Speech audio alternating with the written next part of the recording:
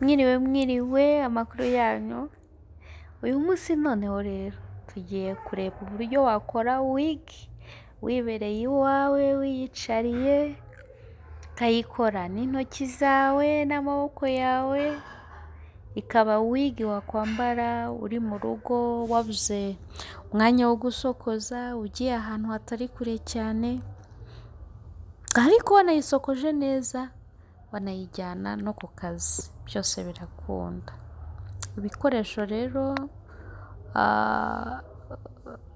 ni ibi mureba, harimo apure shampo, harimo menshi ya bureziliyani, harimo umukasi, harimo nakoresheje utweyo, harimo na koroshe, harimo n'agafire, ariko ni bwa bufire bukomeye butari bwa bundi bworoshye, ni agafire gakomeye basanzwe bakoreraho wigi cyangwa se perike.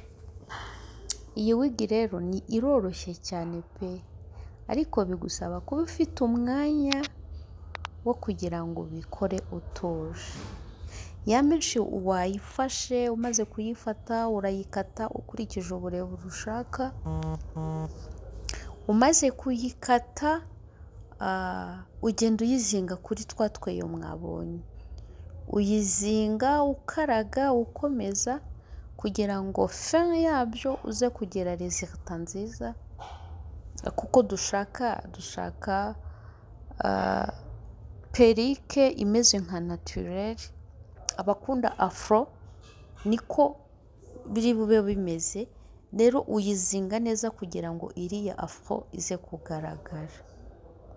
Genda uyizinga ku gati ukomeza, kuko iyo udakomeje hari igihe bigucika bigahambuka, kandi wirinda gufata ikimeshi kinini cyane, ufata meshi iringaniye kugira ngo ibashe kugera kuri kano gati. Ubizinga aho bisanzwe ariko ukomeza unakaraga.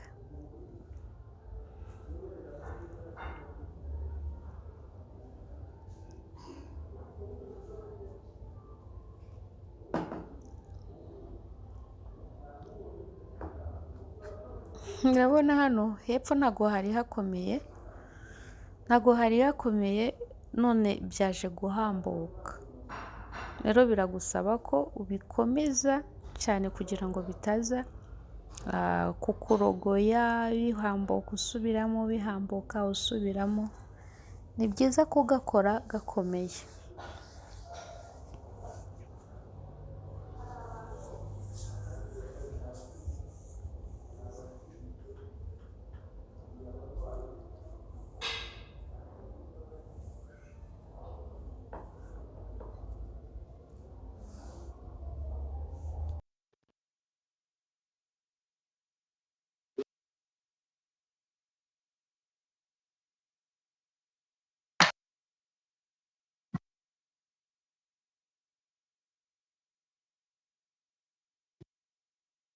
Hano ngiye gufata akameshi kugira ngo mpahambire kataza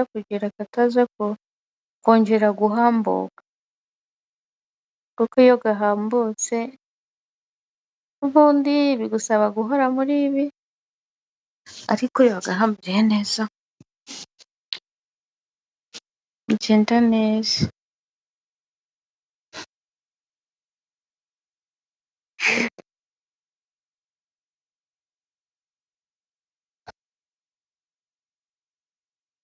Urabona ko nakarangije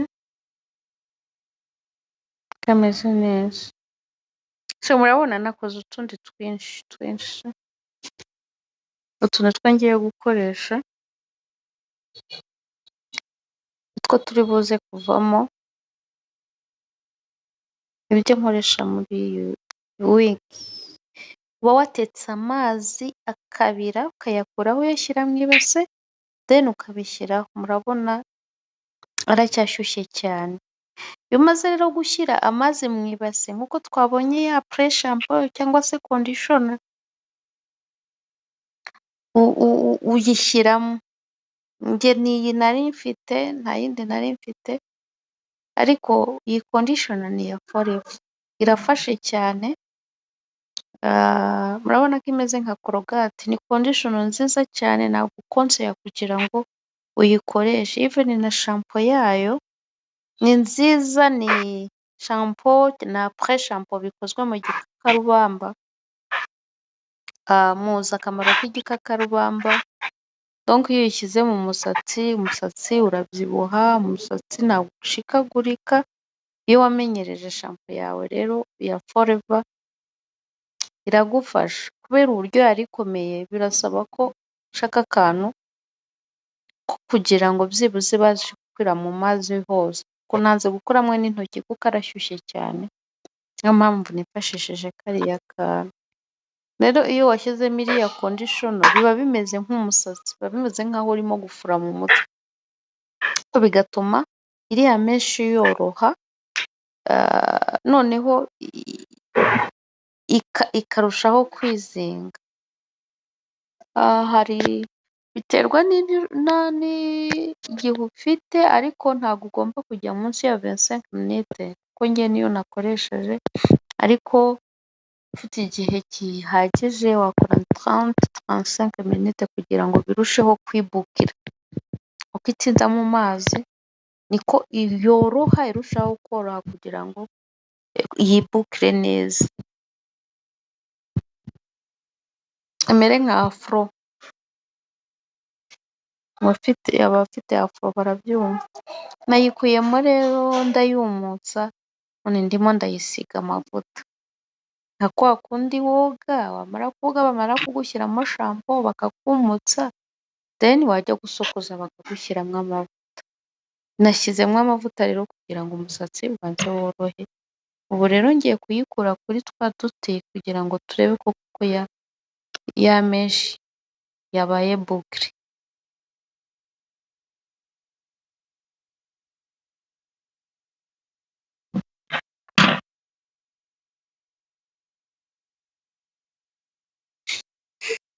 Murabona rero ko yibukiye iyo bimaze kugakuramo, kubera ko ubu iriya menshi ni ndende, ni ndende kandi njye ndashaka ka furo kagufi, ndayikatamo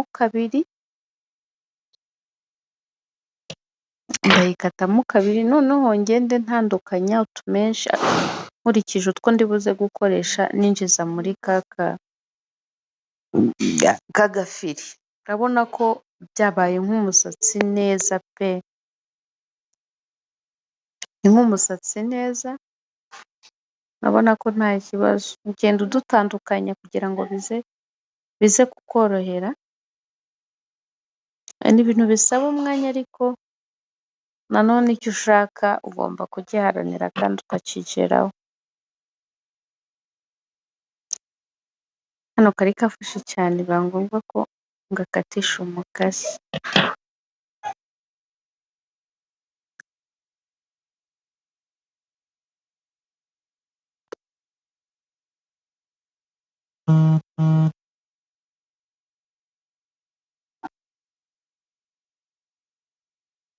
Biragufata umwanya, it's okay, but results ziraba ari nziza cyane.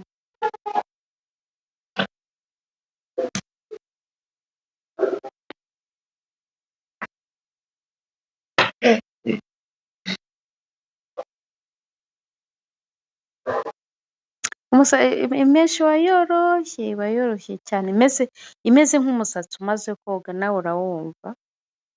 Umusatsi umaze koga uba woroshye, wawusize amavuta, uba woroshye cyane.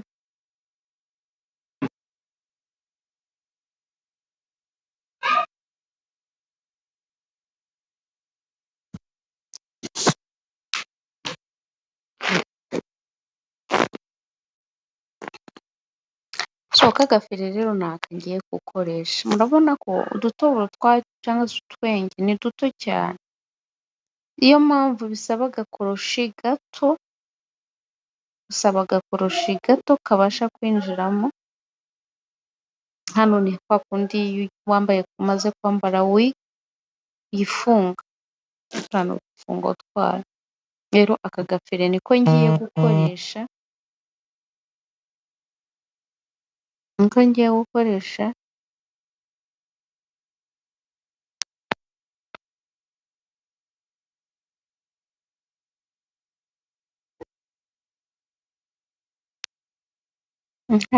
ntago byoroshye na koroshi ariko ni ukwihangana kugira ngo mbone results nshaka.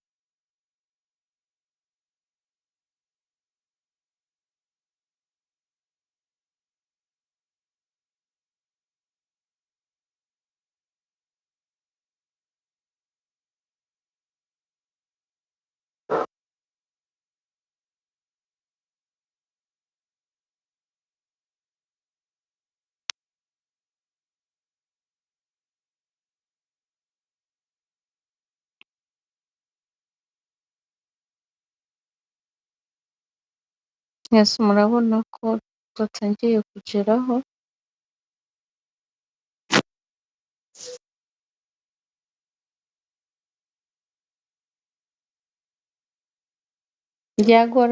byagoranye kubera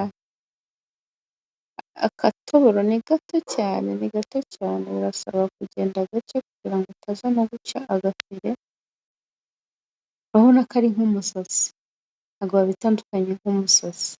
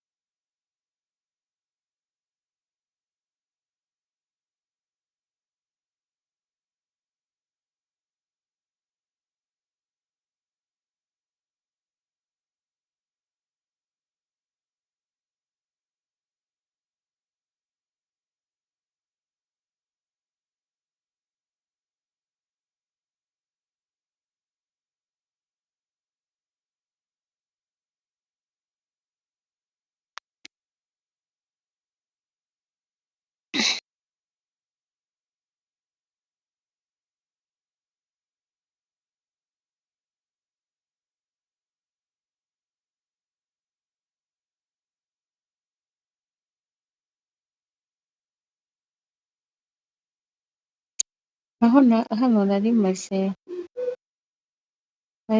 kugera kure,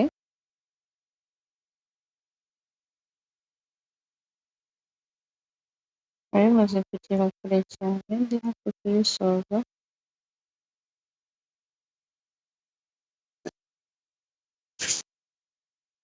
nubwo ngenda ndeba ahantu hagiye hasigaramo imyanya ngenda nsubizamo kugira ngo bitazagaragara ko harimo ibyobo. Iyo umaze kugerageza ugenda ureba ese hari ahantu naba natarutse, ugenda uyisuzuma kugira ngo urebe niba hose hasa, niba hose hameze neza. So ibyo biragufasha cyane.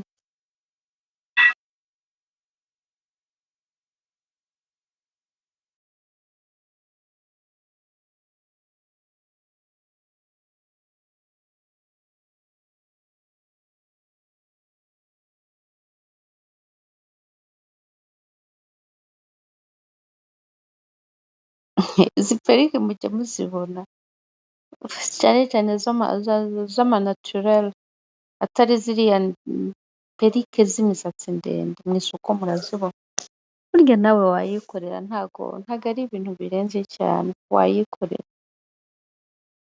kandi ikarushaho kuba nziza.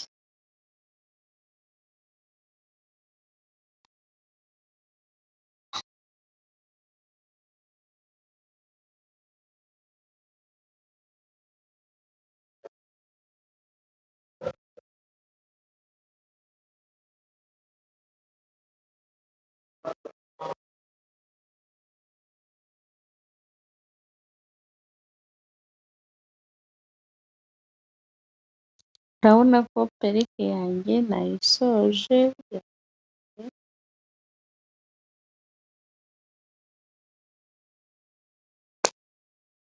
hariya ni imbere, ni mo imbere,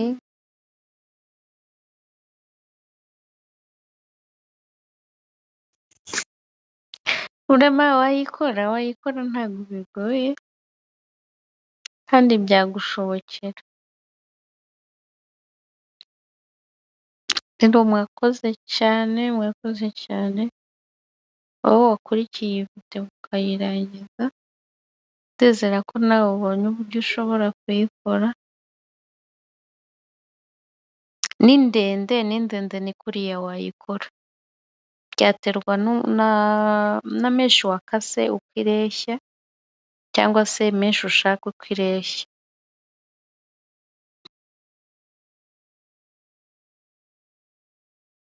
Nta kibazo rwose wayikorera, ushaka kuyisokoza neza. Hano ntabwo ndayikata ariko iyo warangije kuyisokoza kuyikora. Mwakoze cyane, be blessed. Urabona rero yuko simbere we